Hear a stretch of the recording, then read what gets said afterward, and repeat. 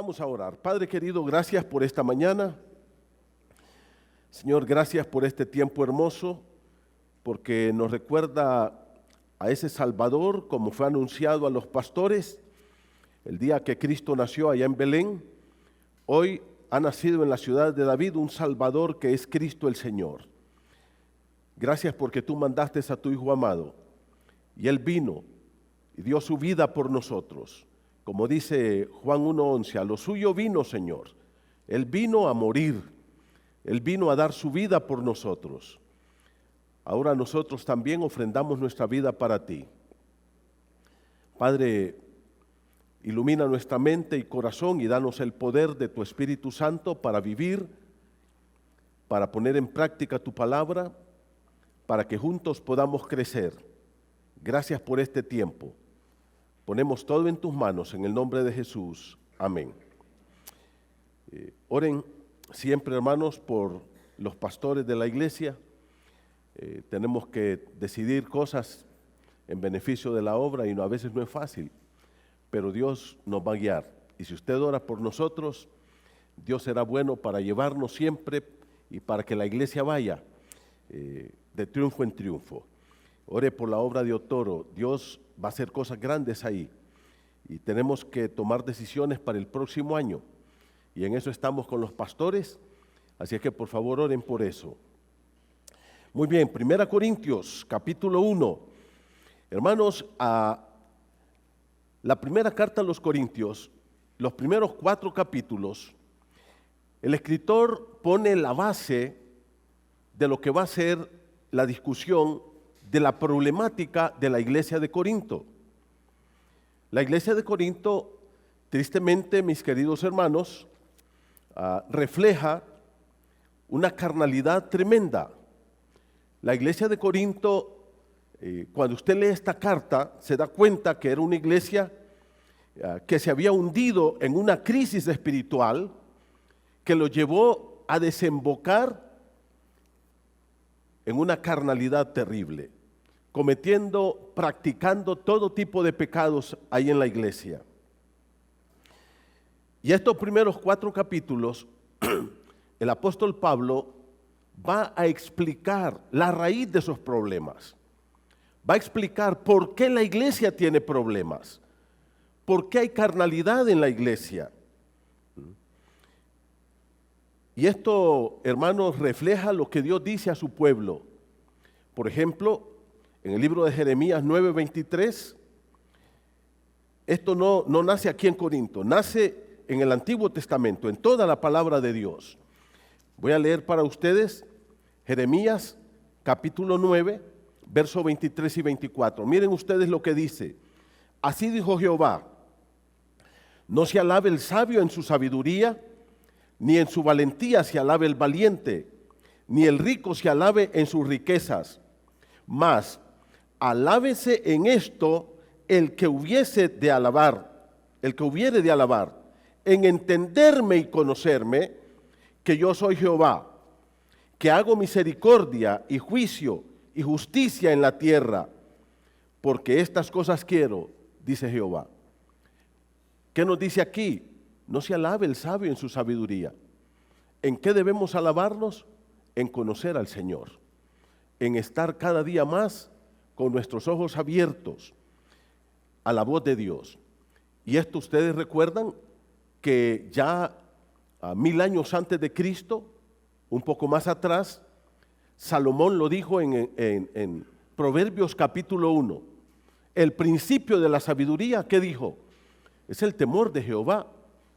Ese es el principio, la ley de la sabiduría, no el inicio. Es la ley de la sabiduría para poder vivir sabiamente. Y esto podemos llevarlo todavía un poco más atrás, a la época de Moisés. Mire conmigo Deuteronomio capítulo 4, por favor. Vaya conmigo a Deuteronomio capítulo 4. Mire cómo dice la palabra de Dios. Voy a leer para ustedes versículo del 1 en adelante. Deuteronomio capítulo 4, del versículo 1 en adelante. Ahora pues, oh Israel, oye los estatutos y decretos que yo os enseño para que los ejecutéis y viváis. y entréis y poseáis la tierra que Jehová, el Dios de vuestros padres, os da. No añadiréis a la palabra que yo os mando, ni disminuiréis de ella, para que guardéis los mandamientos de Jehová vuestro Dios, que yo os ordeno. Vuestros ojos vieron lo que hizo Jehová con motivo de Baal Peor, que a todo hombre que fue en pos de Baal Peor destruyó Jehová, tu Dios, en medio de ti. Mas vosotros, que seguisteis a Jehová vuestro Dios, todos estáis vivos hoy. Mirad, versículo 5, yo os he enseñado estatutos y decretos, como Jehová mi Dios me mandó, para que hagáis así en medio de la tierra en la cual entráis para tomar posesión de ella. Guardadlos pues y ponedlos por obra, porque guardar y poner por obra la palabra de Dios es vuestra sabiduría y vuestra inteligencia ante los ojos de los pueblos, los cuales oirán todos estos estatutos y dirán: ciertamente pueblo sabio y entendido, nación grande es esta. Porque ¿qué nación grande hay que tenga dioses tan cercanos a ellos como le está Jehová vuestro Dios en todo cuanto le pedimos? ¿Y qué nación grande hay que tenga estatutos y juicios justos como es toda esta ley que yo pongo hoy delante de vosotros? ¿Qué dice el Señor? Versículo 5, guardadlos y ponerlos por obra. No solo es cuestión de escuchar, venir y estar en la reunión es excelente, pero al salir vamos pensando, ¿qué me enseñó Dios? ¿Cómo quiere Dios que yo viva mi vida hoy? Esta semana, ¿qué debo cambiar en mi vida? Esta semana, ¿cómo yo puedo poner en práctica los principios de la palabra de Dios? Y mira cómo dice: porque esta es vuestra sabiduría y vuestra inteligencia. Ahora, ¿cuál es el punto? ¿Por qué he hecho referencia a estos versos? Porque eso es lo que está diciendo el apóstol Pablo en 1 Corintios 1, 2, 3 y 4. 4 capítulos. ¿Cuál ha sido el problema, mis hermanos? El problema que llevó a la iglesia de Corinto a practicar todos estos pecados y a vivir en esta carnalidad. Mire conmigo el capítulo 3, 1 Corintios capítulo 3, ya lo hemos leído, pero yo quiero que ustedes miren lo que dice la Escritura. 3:1, de manera que yo, hermanos, y miren, les trata de hermanos. ¿Qué dice 1 Corintios 3:1? No pude hablaros como a espirituales, sino como a carnales, como a niños en Cristo. En esta iglesia se estaban practicando todo tipo de pecados, de desenfrenos. ¿Qué llevó a esta iglesia a esta condición espiritual? Y por eso Pablo le dedica 4 capítulos. 2 cosas. Primera de ellas, dejar de depender de Dios y confiar en su propia inteligencia y en su propia sabiduría. Creer que yo puedo manejar mi vida y que no necesito el consejo de Dios, que yo no necesito caminar con Dios, que yo puedo venir a la iglesia como estos eran hermanos en Cristo, pero puedo confiar en que yo sé cómo manejar mi vida, yo sé cómo ser esposo, yo sé cómo ser un hijo, yo sé cómo ser padre, yo sé cómo manejar mis finanzas y no tomar en cuenta lo que Dios dice en su palabra. Ese es un problema serio. Mire usted lo que Pablo le llama y cómo le llama Pablo a esto a través de estos 4 capítulos. Vaya conmigo a 1 Corintios capítulo 1, verso 17. Dice: pues no me envió a Cristo a bautizar, sino a predicar el evangelio, no con sabiduría de palabras. Primera cosa que Pablo dice, sabiduría de palabras. Querer impresionar a la gente con filosofías, con palabras motivacionales. Dice Pablo, yo no llegué ahí con esa sabiduría. Mire conmigo el versículo 20, 1 Corintios 1:20. ¿Dónde está el sabio? ¿Dónde está el escriba? ¿Dónde está el disputador de este siglo? ¿No ha enloquecido Dios la sabiduría del mundo? Ahora hay una segunda declaración. ¿Cuál es la primera? Sabiduría de palabras. ¿Cuál es la segunda? Sabiduría del mundo. Ahora, escuchen esto, hermanos. Corinto, este pueblo, este puerto, era un puerto, estaba ubicado en un lugar muy estratégico. Muy estratégico. Y este puerto, Corinto, había prosperado en todas las áreas. De hecho, ahí, incluso en Corinto, se llevaban a cabo unos Juegos Olímpicos. Se llamaban los Juegos del Istmo. En Corinto, mis hermanos, había mucha riqueza, había mucha filosofía. Y muchos de los hermanos de la iglesia habían prosperado, tenían sus títulos, habían estudiado, eran gente preparada. ¿Y qué fue lo que pasó? Ellos dijeron, ya podemos hacer las cosas nosotros, sin la sabiduría de Dios. Y ahí radicaba el problema de la iglesia de Corinto. Yo puedo hacer las cosas, ya tengo un título, mire cómo he hecho prosperar mi empresa. Yo puse una empresita y mire cómo ha crecido ahora. Yo puedo.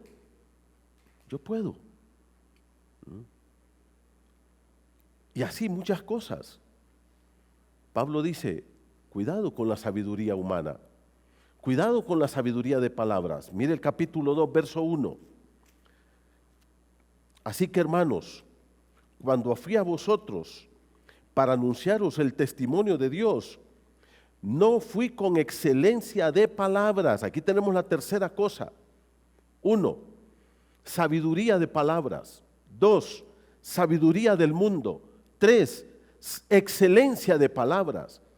¿Se acuerdan cómo hablaba el finado Ramos Soto? Que solo él se entendía cuando hablaba. Y a veces aquí en el púlpito queremos impresionar a la gente. Esto no es para impresionar. Pablo dice, yo fui con la sencillez de predicarles el evangelio para que lo entendiéramos. Aquí no se trata de impresionar, se trata de explicar la palabra de tal forma que al salir usted entienda, yo entienda y pongamos en práctica lo que aprendemos de la palabra de Dios. ¿Qué dice Pablo? No fui con excelencia de palabras. Mire el capítulo 2, verso 4. Y ni mi palabra ni mi predicación fue con palabras persuasivas de humana sabiduría. Otra vez, Pablo le llama aquí humana sabiduría. Mire el capítulo 2, verso 13, por favor. El cual también hablamos, no con palabras enseñadas por sabiduría humana. Otra vez, Pablo está diciendo, sabiduría de palabras, sabiduría del mundo, excelencia de palabras, sabiduría humana. Mire el capítulo 2, verso 5.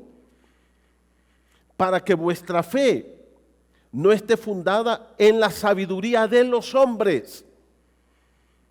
Otra vez Pablo diciendo, el hombre, y cuando habla aquí del hombre está hablando del hombre natural, del que menciona en el 2:14, de ese hombre que no conoce a Cristo, pero que él se cree muy inteligente, se cree muy sabio, muy docto. Y puede ser que tenga sabiduría, pero es una inteligencia para aprender cosas, pero no es para vivir. Porque la sabiduría de Dios nos lleva al temor de Dios, a vivir para Él, a conocerle más, a agradarlo a Él. Entonces, ¿de qué dice aquí? Sabiduría de los hombres. Mire el capítulo 2, verso 6, añade otro punto el apóstol Pablo acá. Sin embargo, hablamos sabiduría entre los que han alcanzado madurez, y sabiduría no de este siglo. ¿Qué dice? Que en este siglo, la palabra siglo ahí es mundo, también tiene sus filosofías para vivir. Usted escuche lo que dice la gente en cuanto al manejo del dinero, la gente mundana. Usted mira cómo la gente mundana está viviendo en un libertinaje sexual, donde la sexualidad ahora, que una chica diga yo soy virgen, hoy estás viviendo allá en las cavernas, ¿qué te pasa? Porque esa es la sabiduría del mundo.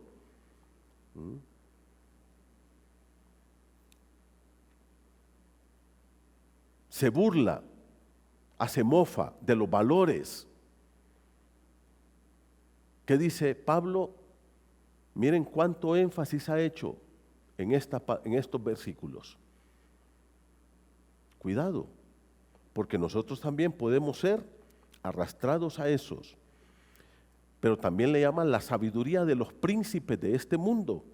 Mire el versículo número 6. Sin embargo, hablamos sabiduría entre los que han alcanzado madurez, y sabiduría no de este siglo, ni de los príncipes de este siglo, que perecen. Verso 8.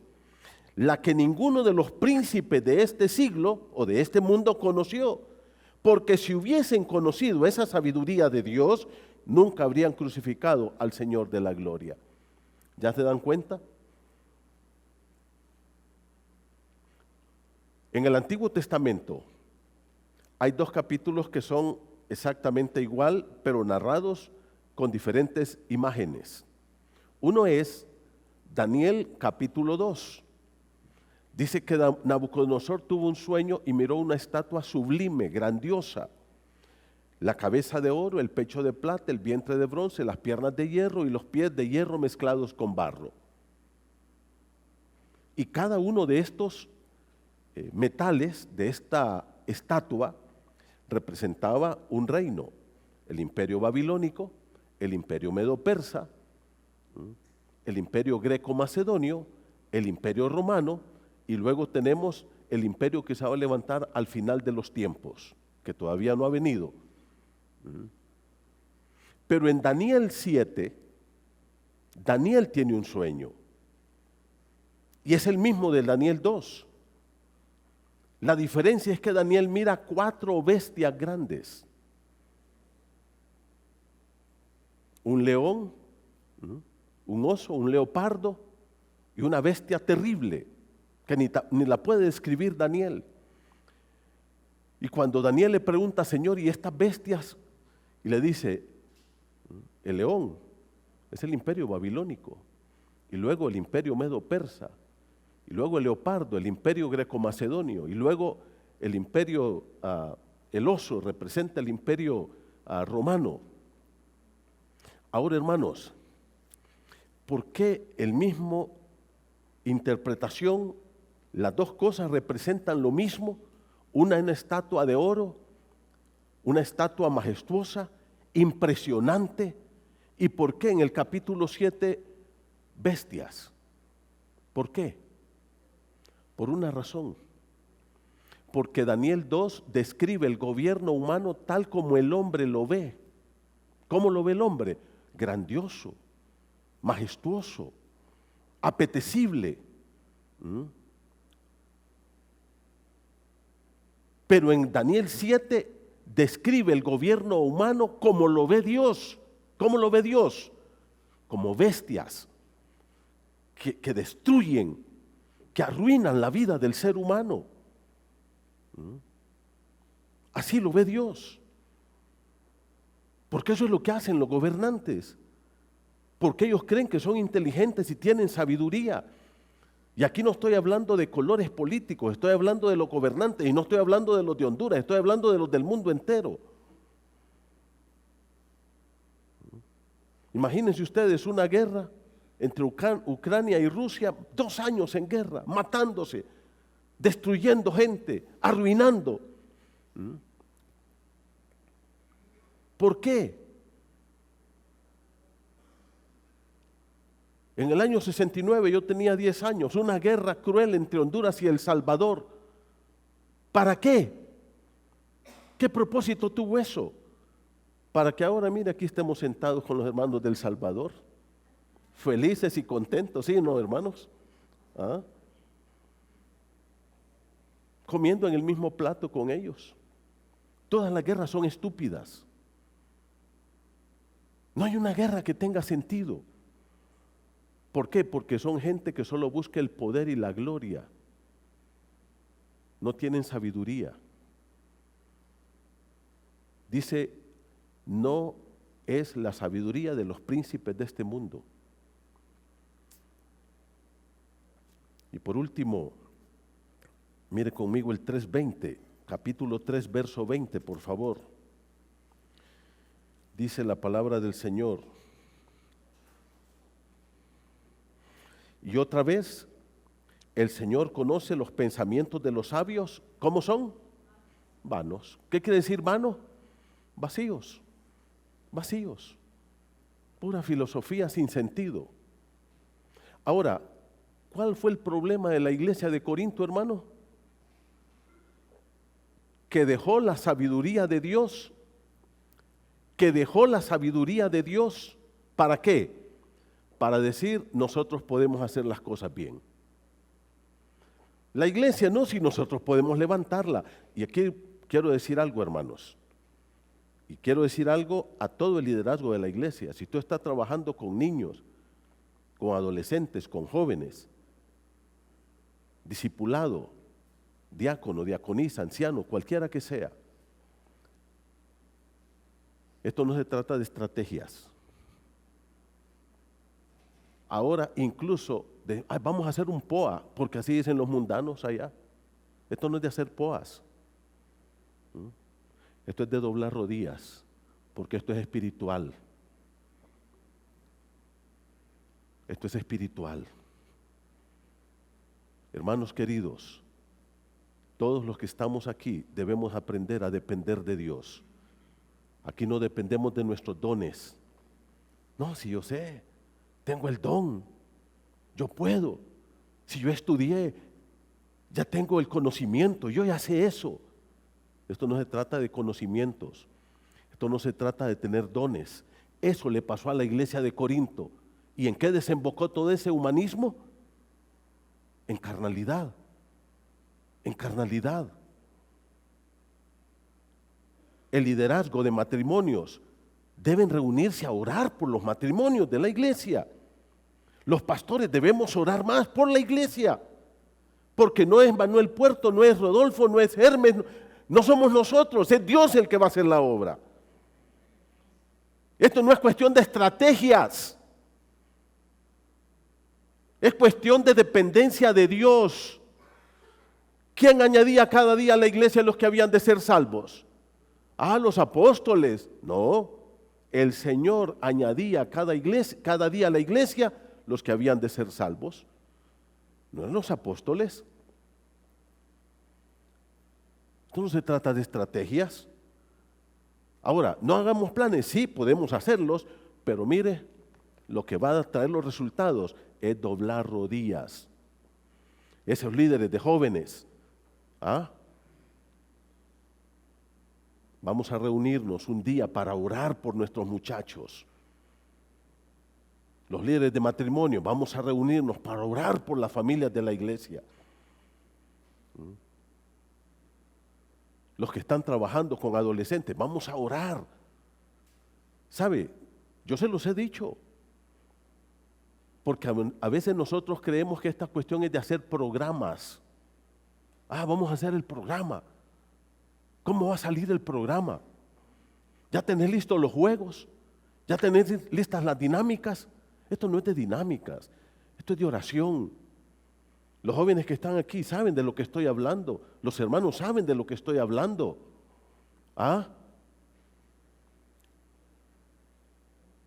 Ya tenemos experiencia. Ya sabemos cómo hacer esto. Eso le pasó a los hermanos de Corinto. ¿Confiaron en qué? En que ellos sabían cómo hacer las cosas, que ellos podían hacerlas. que ellos ya tenían el conocimiento, los dones, los talentos. Ya no necesitamos más. ¿Para qué orar? ¿Para qué? ¿Para qué la llenura del Espíritu? ¿Para qué? ¿Para qué tanta dependencia del Espíritu? ¿Para qué tanta obediencia a la palabra si nosotros sabemos cómo hacer las cosas? Ahora, ¿cuál es el punto de esto, mis hermanos?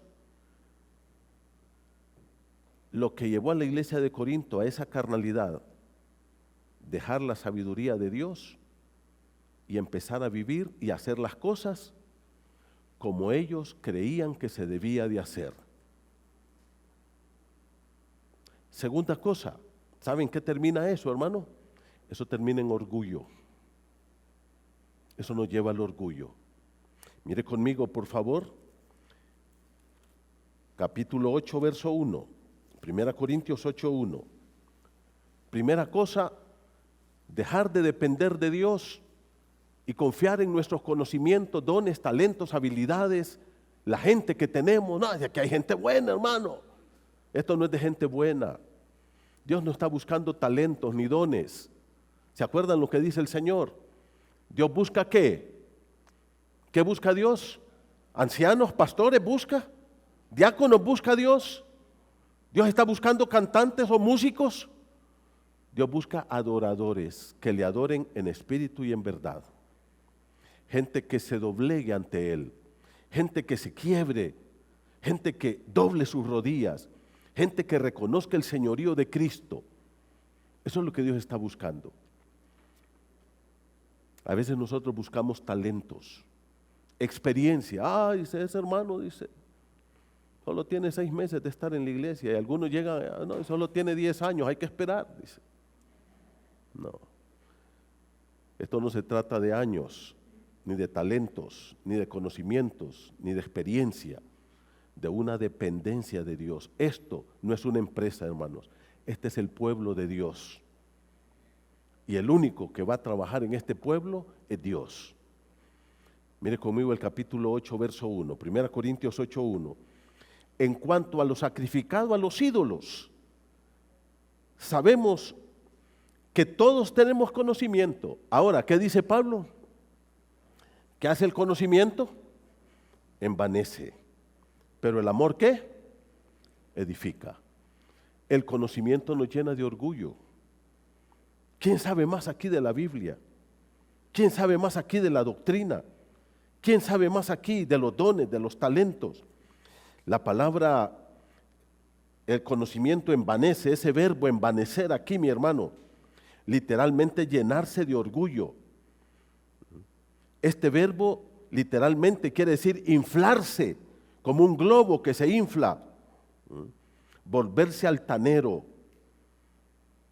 Y eso ocurre cuando el conocimiento no va acompañado de espiritualidad en la iglesia.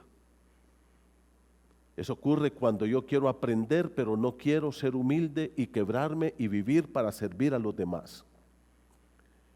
El ser más maravilloso, nuestro amado Salvador Jesús, nadie ha tenido un conocimiento tan grande como Él. Amén. Él es Dios, Él lo sabía todo. Pero Él nos vino a enseñar a servir. Él nos vino a enseñar que el conocimiento no es tener cosas en la cabeza, sino en el corazón. Que el conocimiento debe llevarnos a una vida de pasión por Dios, de entrega al Señor. ¿Qué es lo que edifica la iglesia? El amor edifica. Ahora, ¿qué es el amor, hermano? ¿Qué es el amor? El amor es fruto del Espíritu, ¿sí o no? Mas el fruto del Espíritu, ¿qué es? Amor. ¿Dónde empieza el amor verdadero en mi corazón? Empieza en el libro de Romanos 5:5, cuando dice que el amor de Dios ha sido ¿qué? Derramado en nuestros corazones por el Espíritu Santo que nos fue dado. El amor no es nuestro. El amor es de Dios porque Dios es amor. Él es amor, Él es la fuente de amor. Y cuando yo conozco a Dios es que realmente conozco el amor, que dejo de ser egoísta. ¿Quién es el egoísta? El egoísta es la persona que está pensando en sí misma. ¿Qué dice el mundo? Piensa en ti. Tú tienes derecho a ser feliz. Vive bien. Eso es lo que dice el mundo. Y si para ser feliz tú tienes que pisotear a tu esposa y aún a tus hijos, no importa, déjalos, que lloren y sufren. Tú tienes derecho a ser feliz. Eso es lo que dice el mundo. ¿Qué dice Cristo? Maridos, amad a vuestras mujeres como Cristo a la iglesia. ¿Y cómo amó Cristo a la iglesia? Con sacrificio, con entrega, con dar. ¿Ven la diferencia? Esa es la diferencia. Y a veces esa filosofía se meten a la iglesia. A mí me encantó mucho anoche la reflexión que trajo el pastor Rodolfo. ¿Qué fue lo que él dijo en resumen? En uno de sus puntos de la reflexión anoche para los matrimonios. Los hombres no estamos para cambiar a la mujer. Estamos para unirnos a ella y edificar su vida, para que ella cumpla el propósito de Dios. Así fue. Mi esposa es una hija de Dios y Dios tiene un propósito para ella y Dios tiene un propósito para mí. Y nos ha unido para que yo le ayude a ella a alcanzar el propósito de Dios en su vida. Para que ella me ayude a mí a alcanzar el propósito de Dios en mi vida y que juntos vayamos caminando en esta madurez espiritual. Pero ¿qué ocurre si yo digo, no, si es que esta mujer no me hace feliz? Si ella no, Dios no me la dio a mí para que me haga feliz a mí. Dios me la dio para que yo edifique su vida y que juntos vayamos cumpliendo el propósito de Dios para nuestra vida. Pero esa es la sabiduría del mundo y que se ha metido a la iglesia y que tristemente nos dejamos arrastrar por esto. Entonces, Pablo pone el fundamento en estos 4 capítulos. ¿Cuál es el fundamento del problema de la carnalidad de la iglesia de Corinto? 1, dejar de depender de la sabiduría de Dios y confiar en que el hombre tiene suficiente sabiduría para llevar la iglesia como él piensa que debe llevarla. ¿En qué desembocó eso? En una carnalidad terrible. Segundo, un conocimiento que nos envanece, nos llena de orgullo. ¿Qué dice la palabra? No. Hermanos queridos, la palabra de Dios no está en contra de que alguien se prepare, y eso quiero decirlo. No es que tú vas a hacer, y los chicos que están aquí, no, ya no van a estudiar. No está hablando de eso. Lo que la palabra de Dios está diciendo es que nosotros no hagamos de esto el propósito de nuestra vida. Lo que nos dice es que ese conocimiento que adquirimos en la universidad, en el colegio, en la escuela, no debe llenarnos de orgullo a tal grado que nos vaya alejando de Dios. Si tú eres licenciado y quieres sacar una maestría, sácala. Y si tienes una maestría y quieres sacar un doctorado, sácalo. Pero no te olvides que por sobre todo eso está Dios para dirigir tu vida.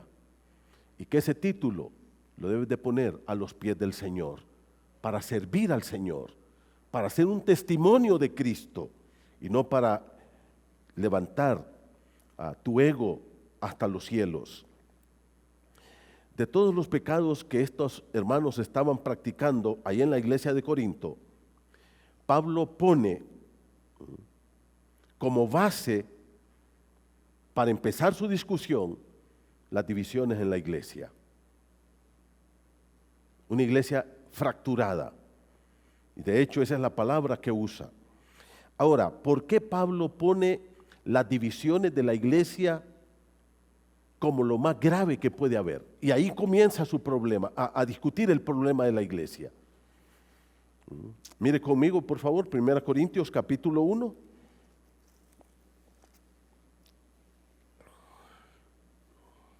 Versículo 11.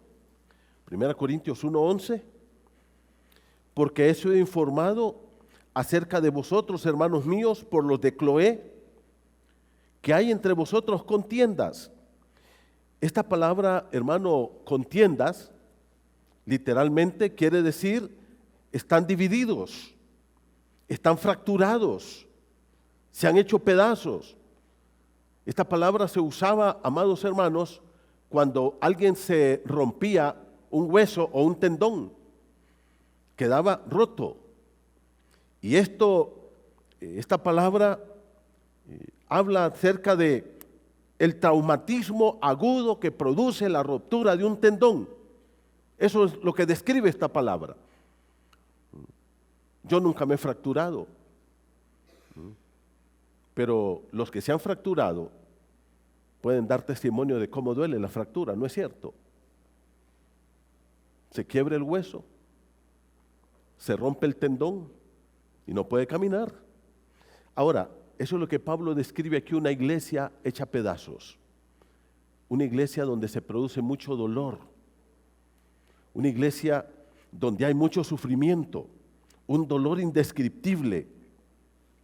Y por eso Pablo dice aquí, hay entre vosotros contiendas. Esta palabra, como les digo, quiere decir división, brecha, ruptura. Se han hecho pedazos. Mira el versículo 12. Quiero decir que cada uno de vosotros dice, yo soy de Pablo, yo de Apolos, yo de Cefas y yo de Cristo. Aquí Pablo dice, miren cómo está la iglesia. Y esto es lo que Pablo comienza a trabajar acá. Y ahora, miren conmigo en el capítulo 3, versículo 4. A mí me llama la atención esto. Miren conmigo 1 Corintios. Después de que Pablo dice eso, en el capítulo 1, que acabamos de leer, Pablo va por todo el capítulo 1 y todo el capítulo 2, dando una enseñanza que ya la vamos a ver ahora. O sea que hoy no vamos a ir a almorzar. Y luego, miren cómo lo retoma en el capítulo 3, versículo número 4. Porque, diciendo el uno, yo ciertamente soy de Pablo, y el otro, yo soy de Apolos, ¿no soy carnales? Ahora, ¿por qué Pablo comienza en el capítulo 1, en el versículo número 11, diciendo que hay contiendas, que la iglesia está fracturada, y por lo menos habían 4 partidos ahí? Un grupo de la iglesia era seguidor de Pablo, otro grupo era seguidor de Apolos, otro grupo era seguidor de Pedro y otro grupo era seguidor de Cristo. Y no crean que ustedes que los seguidores de Cristo es que eran espirituales. Esos eran peores que los otros. Esos eran peores. Porque Pablo va a hablar de 2 cosas importantes para poder evitar caer en eso. ¿Cómo evitamos caer en divisiones y que en la iglesia nos hagamos pedazos? ¿Cómo evitamos eso? Entonces Pablo va a decir la primera cosa en el capítulo 1 y 2 y la segunda cosa del capítulo 3 y 4. ¿Cuál es la primera cosa que Pablo va a decir en cuanto a evitar que la iglesia se fracture, que estemos divididos y hechos pedazos como la iglesia de Corinto? La primera cosa, entender el poder del evangelio para transformar la vida de las personas. Si tú no entiendes el poder del evangelio, hermano, no vas a poder entender el crecimiento que debes tener hacia una vida de compromiso y de entrega al Señor. A propósito, cuando hablamos del evangelio aquí, no solo estamos hablando de las 4 leyes espirituales, como decían los de la Cruzada Estudiantil y Profesional para Cristo, ¿se acuerdan? 4 leyes espirituales. No. Ni solo el mensaje que le damos a los impíos. Estamos hablando de todo el consejo de Dios, de todo lo que es Cristo. El evangelio es Cristo. Es toda la enseñanza de la palabra. Mire lo que dice el versículo número 17.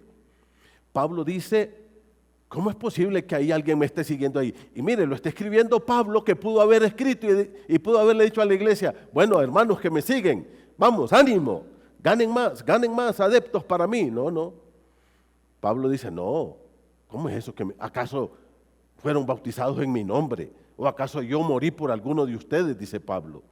Esto lo vamos a discutir el próximo domingo, si el Señor lo permite. Pero mire cómo dice, versículo 17, estoy leyendo 1 Corintios 1, 17. pues no me envió Cristo a bautizar, sino a predicar el Evangelio. ¿Qué dice Pablo? Es la predicación del Evangelio, de la palabra de Dios que va a ir transformando la iglesia. Nada más que eso. Sigamos leyendo. Versículo 17. Pues no me envió a Cristo a bautizar, sino a predicar el Evangelio, no con sabiduría de palabras, para que no se haga vana la cruz de Cristo. Ahora mire lo que dice el 18. Porque la palabra de la cruz, óigame, ¿cuál es la palabra de la cruz? Es el Evangelio. La palabra de la cruz es el mensaje del Evangelio. ¿Ah? Y sigue diciendo, no tengo tiempo de ver ya todos los versículos, vaya conmigo al verso 21. Pues ya que en la sabiduría de Dios, ¿se acuerdan la sabiduría que estaban llevando los de Corinto? Del mundo, de los príncipes de este mundo, la sabiduría de la gente sin Cristo, pero hay otra sabiduría, la sabiduría de Dios. Verso 21, pues ya que en la sabiduría de Dios el mundo no conoció a Dios, mediante la sabiduría agradó a Dios salvar a los creyentes por la locura de la predicación. Tienes que entender lo que es el Evangelio. Tienes que entender quién es Cristo en la vida tuya, de tu familia y de tu iglesia. Si tú no entiendes quién es Cristo, ¿qué estamos haciendo aquí? ¿Por qué estás aquí, mi hermano? ¿Por qué? Si tú no entiendes eso, no vas a entender que debemos ser una familia, un cuerpo en Cristo. Versículo 23. Pero nosotros predicamos a Cristo crucificado. ¿Qué dice Pablo? Nuestra predicación está centrada en Cristo. Tienen que entender eso. Cuando yo entiendo quién es Cristo, lo que Él hizo por mí y lo que hizo por toda esta amada iglesia, yo me voy a insertar en esta iglesia para edificar, para bendecir, para ayudar, no para dividir, no para hacer política, no para hacer partidos. Pablo, por ejemplo, habla en el libro de 1 Corintios 12, más adelante, que lo vamos a discutir, acerca del cuerpo de Cristo. Y Pablo dice, mira, aquí tenemos muchos miembros, mi cuerpo tiene muchos miembros, solo dedos tengo 10 aquí en las manos. ¿Ah? Y cada uno es diferente, ni tan siquiera estos dedos son iguales. Ahora, ¿qué dice? Así es el cuerpo de Cristo. Pero aquí todos cabemos, con tus diferencias, pero todos vamos en la misma familia. Todos estamos adorando al mismo Dios. Todos fuimos salvos por la sangre de Cristo. No importa que tú seas del Real Madrid, aquí te amamos, hermano. ¿Ah? Que seas barcelonista, bienvenido. Que seas de Libre, está bien. Con tal de que no te hagas esclavo de ellos, no hay problema. ¿Ah? Que seas del Partido Nacional, eso no importa. Dejemos eso. ¿Saben ustedes que hay iglesias que se han dividido por eso? Allá en Santa Bárbara, en el Níspero, había una iglesia. Y esta iglesia, yo no sé si tú sabes esa historia, ¿verdad? Una historia real. Vinieron las primeras elecciones en el 82, cuando ganó Roberto Suazo Córdoba, 0 problemas. Luego ganó José Ascona del Hoyo, pero cuando gana Rafael Leonardo Callejas, vino el problema. Y dijeron los hermanos cachurecos que habían en la iglesia, los hermanos liberales que habían en la iglesia, estos cachurecos no van a querer mandar, y se fueron. Y se fundó otra iglesia a 3 cuadras arriba, la iglesia de los cachurecos y la iglesia de los liberales. Aunque usted no lo crea. Aunque usted no lo crea. Pero eso pasó. Eso ocurrió. Eso está pasando en muchos lugares.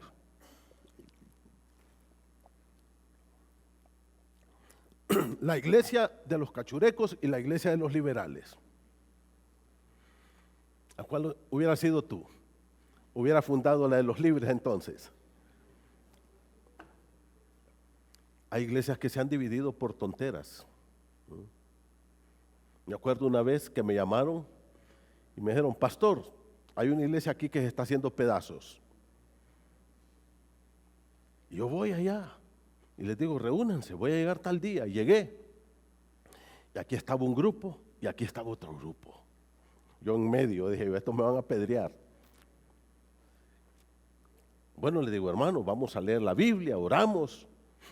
Ahora yo quiero que ustedes me expliquen cuál es el problema. ¿Y sabe lo que me dijeron esos sinvergüenzas? Hermano, esa gente quiere poner árbol de Navidad y si ponen árbol de Navidad nos vamos nosotros. Y aquellos dicen, nosotros vamos a poner el árbol. Mire, yo casi me rasco la cabeza y casi me pego en el suelo de venir hasta Choluteca a arreglar un problema porque unos quieren poner árbol y los otros no. Dividiéndose la iglesia por eso. Nos contaba un pastor, los que fuimos a esas conferencias, que en una iglesia había un púlpito de aquellos, ¿se acuerdan? Unos púlpitos de madera enormes, que más parecía a la bodega, porque ahí los diáconos metían todo en esos púlpitos. Y a uno de los hermanos se le dio la brillante idea de decir, hombre, pongamos un púlpito así moderno, vamos, así como este, bonito. Y dijeron, bueno, cambiémoslo, sí. Y otro grupo dijo, no, no, no, ese es nuestro púlpito. Y el otro grupo dijo, no, hombre, cambiémoslo. Entonces, ¿qué pasó? Los que no querían cambiar el púlpito, agarraron su púlpito, se lo llevaron y se fueron.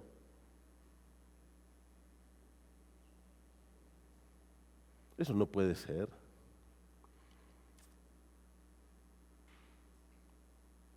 Tenemos que entender lo que es el Evangelio.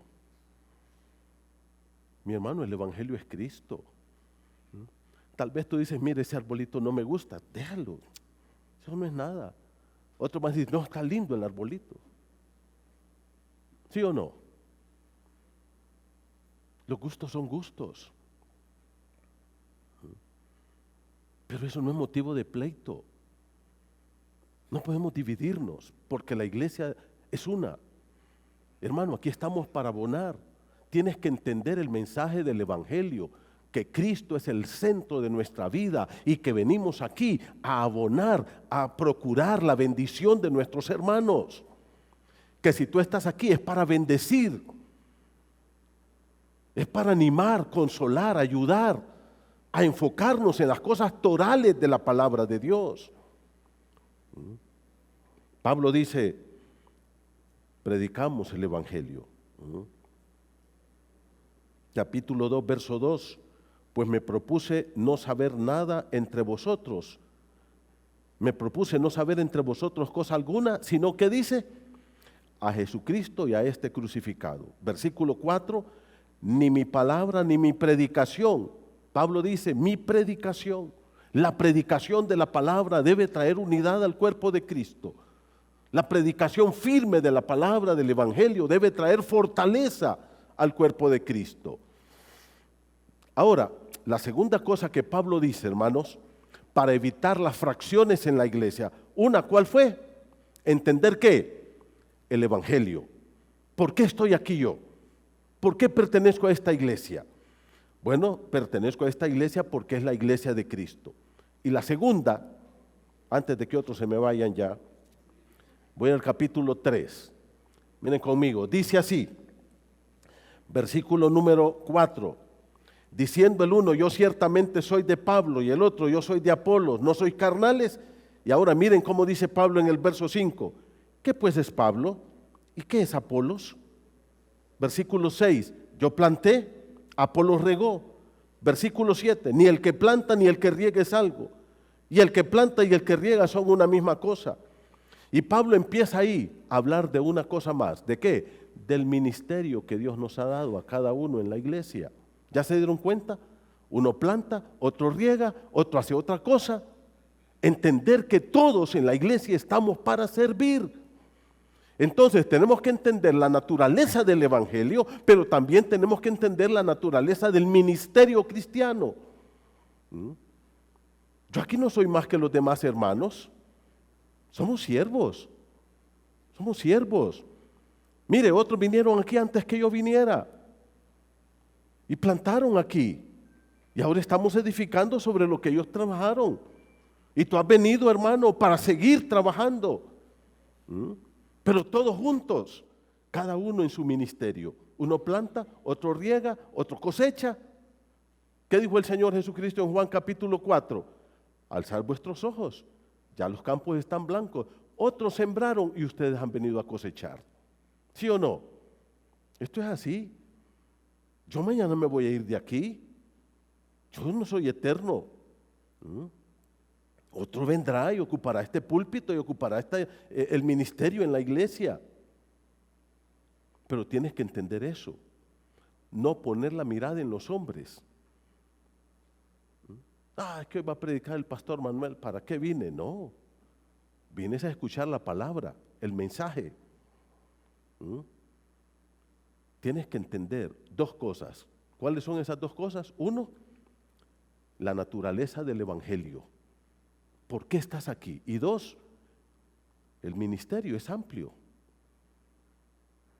Uno planta, otro riega, otro cosecha, pero todos vamos juntos en este ministerio. Amén. No hay razón, dice Pablo, para la división en la iglesia, así como no hay razón para la carnalidad en la iglesia. Tú y yo estamos aquí, hermano, para darle la gloria al Señor, para abonar al cuerpo de Cristo, para bendecir al cuerpo de Cristo, para ayudar a crecer al cuerpo de Cristo. Y esta es una iglesia linda donde tú puedes servir al Señor. Amén. Vamos a ponernos de pie y vamos a terminar con oración. Vamos a orar. Vamos a darle gracias a Dios porque pertenecemos a la iglesia del Señor, porque Dios te ha puesto en el cuerpo de Cristo. Probablemente tú eres un dedito, otro va a ser el riñón, otro va a ser el pulmón, otro va a ser la oreja, otro va a ser la nariz. Pero tú tienes un ministerio acá. Tú tienes algo para darle al Señor. Padre, gracias por lo que tú nos estás enseñando a través de este libro maravilloso. Ayúdanos, Señor, a entender lo que tú nos dices en la palabra.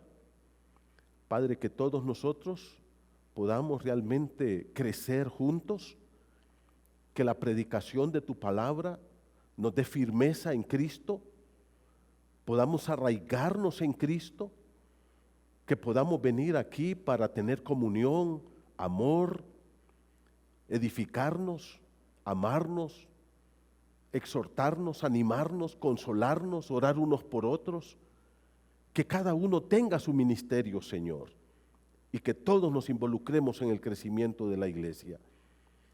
Ayúdanos a entender tu palabra y ayúdanos a ponerla por obra. Guarda nuestra mente de tener pensamientos mundanos, filosofías mundanas, que podamos hacer las cosas para gloria de tu nombre. Gracias por esta mañana, despídenos con tu paz, en el nombre de Jesús, amén. Hermanos, gracias, queremos despedir la transmisión, hermanos que nos están viendo, gracias, que Dios los bendiga y aquí les esperamos también en la Iglesia Bíblica El Molino.